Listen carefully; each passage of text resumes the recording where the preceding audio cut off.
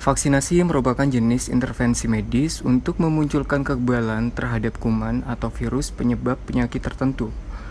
Upaya imunisasi telah terbukti secara medis efektif dalam mencegah infeksi dan kematian akibat penyakit menular.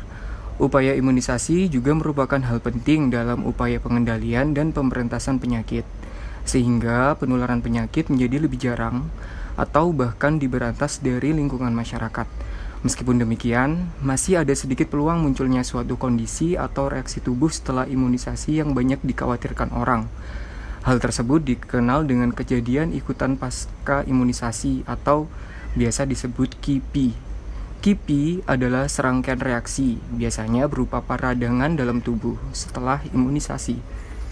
Namun, tidak semua orang yang divaksinasi COVID-19 mengalami reaksi atau kejadian ikutan pasca imunisasi. Jika muncul reaksi atau KIPI, itu adalah sesuatu yang wajar. Ingat, KIPI atau reaksi yang muncul setelah vaksinasi jauh lebih ringan dibandingkan terkena COVID-19 atau komplikasi yang disebabkan oleh virus COVID-19. Kejadian ikutan pasca imunisasi atau KIPI adalah gejala medis yang dapat terjadi setelah vaksinasi yang diduga terkait dengan imunisasi yang diberikan. Umumnya, KIPI bersifat sementara dan ringan, serta akan hilang dengan sendirinya tanpa pengobatan. Reaksi vaksin dalam tubuh dapat berbeda pada masing-masing individu. Sebagian besar tidak mengalami keluhan atau keluhan ringan pasca vaksinasi.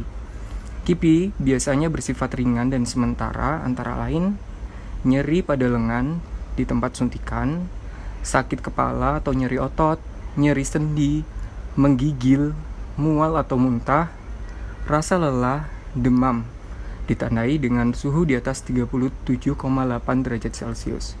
KIPI berat menunjukkan gejala yang parah dan biasanya tidak berlangsung lama, seperti kecacatan, shock anafilaktik, dan alergi.